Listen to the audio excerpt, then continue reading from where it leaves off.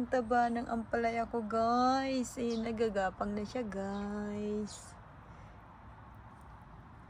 Naglagay ako ng pataba, guys. Para lalo silang gumanda at mamunga na.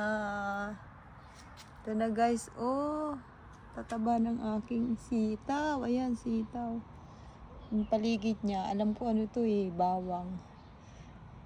Ito, pag winter namamatay.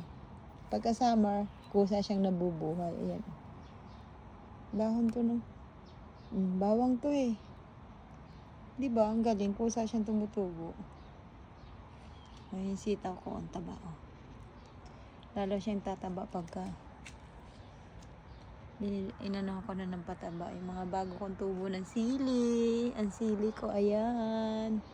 Ay, hindi ko siya nadiligan yung dahon. Wait lang. May wala akong tubig.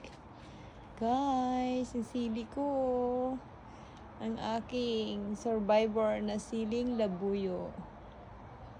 Diba? Taba na siya. Dati, nung nasa loob siya ng bahay, ang itsura niya, sobrang payat. Ito.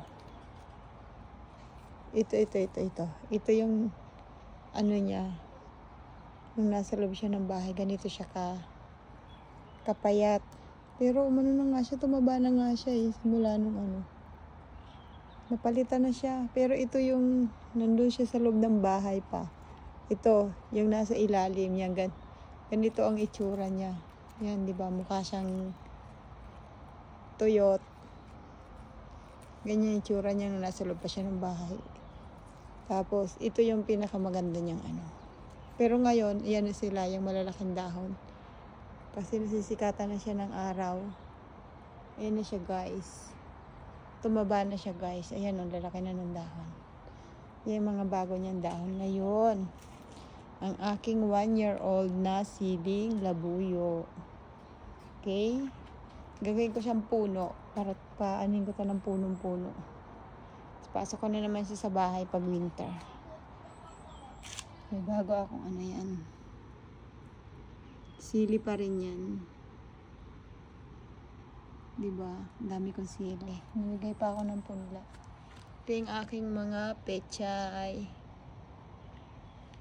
Ito yung aking mga pechay. Medyo payat pa siya ngayon. Mga ilang araw gaganda na to. Ito. Update ko sa aking mga pechay. Yung iba nandun. Ayun. Yung iba yan sila. Pinagtutugso ko lang dyan sa mga bakante yan.